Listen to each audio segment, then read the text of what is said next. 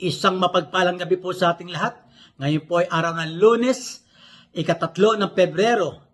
At bago tayo magtalakay ng ating aralin, shout out po muna kay Michael Figueroa, ng Sekretary ng BRA at TBRA ng Region 6, Iloilo. At mag-shout out din tayo sa mga nagdiriwang ng kaarawan ngayong araw na to, February 3, sa mga sumusunod, kay RJ Mercado, kay Rick Mercado po ito, nakasama ko sa Baricom South at BAP. Kay Monrep G. Suarez, Chito Kabiling, Kaloy Akuin, J. Ansigudi, Nelson Abejero, may katukayo, Carlito Liban Sr., kay Mary Grace Pamiñal, na aming kaibigan sa Jupiter, Florida, at kay UB.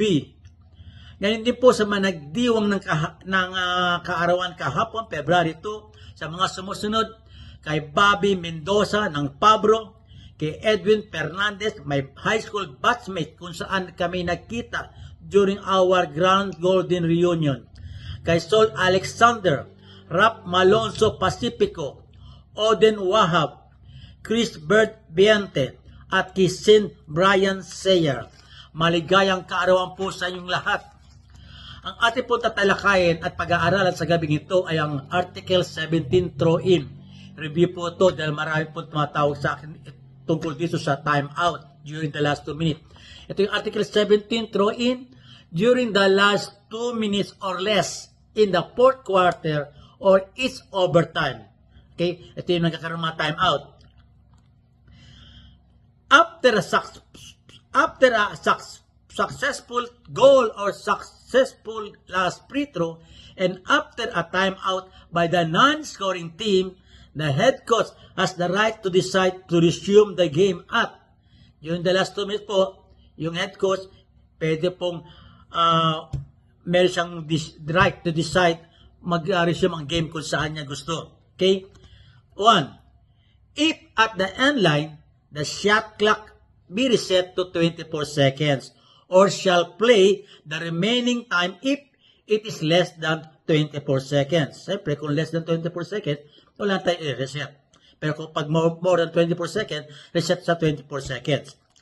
If at the front court, head coach shall decide whether the throw-in is in the throw-in line in the opposite side or table side. Kung napili niya ay ang front court, itatanong pa rin natin kung saan niya gusto, doon sa opposite side o yung table side. Okay? Yun nga, dalawa po yun, pagpipilian niya. Then, yung pangatlo, if the throw-in is in the front court, the shot clock shall be reset to 14 seconds. No resetting if the game clock is less than 14 seconds. So, pag sa front court ang throw-in, the shot clock po ibibigay sa kanila ay 14 seconds. Pero kung pag less than 14 seconds, wala na po tayo i-reset. Yun ang remaining time ang lalaruin natin. Okay? Dalawang sitwasyon po yun. Ito yung bagong rule sa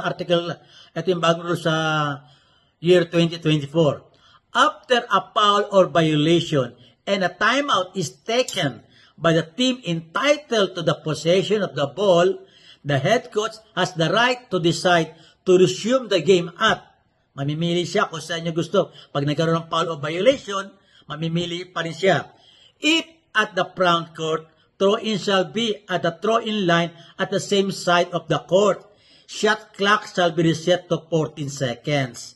No resetting if game clock is less than 14 seconds.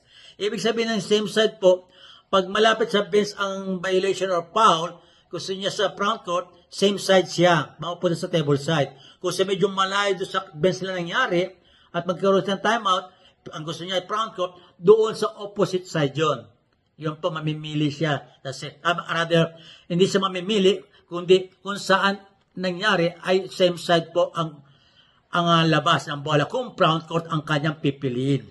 Okay? If at the back court naman, the throw-in shall be at the nearest place at the sideline or end line where the violation or foul occurred. Kung gusto niya sa backcourt, ang throw-in ay doon sa pinakamalapit na lugar, the sideline or end line, kung saan nangyari yung violation or foul. Okay? At ang huli yung pangatlo, if the throw-in is in the backcourt, the shot clock shall be reset to 24 seconds. No resetting if the game clock is less than 24 seconds. Pag ang throw-in po sa backcourt, ang oras po i-reset sa 24 seconds. No resetting if the game clock is less than 24 seconds. Kung 23 seconds, 23 seconds lang lalaroin. Yan po ang ating maikling aralin sa gabing ito at naunawa natin, lalo po doon sa mga panay message sa akin at panay tawag sa akin, kung yung tungkol sa last 2 minutes kasi nalilito po sila doon sa table side at opposite side. Yan po ang ating aralin sa gabing ito. Maraming salamat sa patuloy niyo pagtangkilik sa aking vlog. At yan po, huwag niyo kalimutan mag-like, mag-share, mag-follow, at mag-subscribe sa aking YouTube channel. Hanggang sa muli, ito po yung abang lingkod, former FIBA referee, eto Kamarongan. Bye-bye!